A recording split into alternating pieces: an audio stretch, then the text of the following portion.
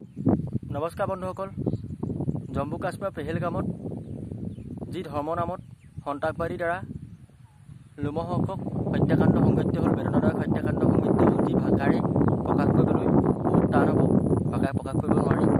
খুবেই দুখ লগা এটা ঘটনা সংঘটিত হ'ল। ধৰ্ম নামত হত্যা কৰা হ'ল তেখেতসকলক, ধৰ্ম নামত হত্যা কৰা হ'ল, মানে নাম পৰিচয় সুধি ধৰ্ম সুধি পেলাই হত্যা কৰা হৈছে। বন্ধুসকল, এনেকুৱা হ'ব নালাগিছিলে। ধৰ্ম নামত তেনেকৈ হত্যাকাণ্ড হ'ব নালাগে বন্ধুসকল।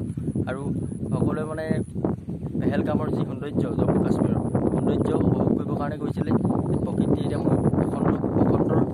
বসন্তৰ এতিয়া সৌন্দৰ্য হৈছে বসন্ত কালত, এই সৌন্দৰ্য উপভোগ কৰিবৰ কাৰণে গৈছিলে।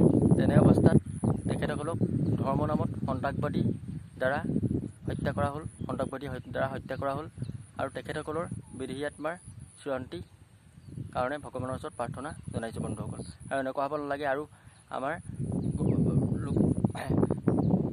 কেন্দ্ৰীয় চৰকাৰে যাতে ইয়াৰ ব্যৱস্থা লৈছে। এতিয়া অপৰাধীক কেইবাটাও মানে উগ্ৰপন্থীক হত্যা কৰিছে, কেইবাটাও উগ্ৰপন্থীক হেৰি কৰা হৈছে,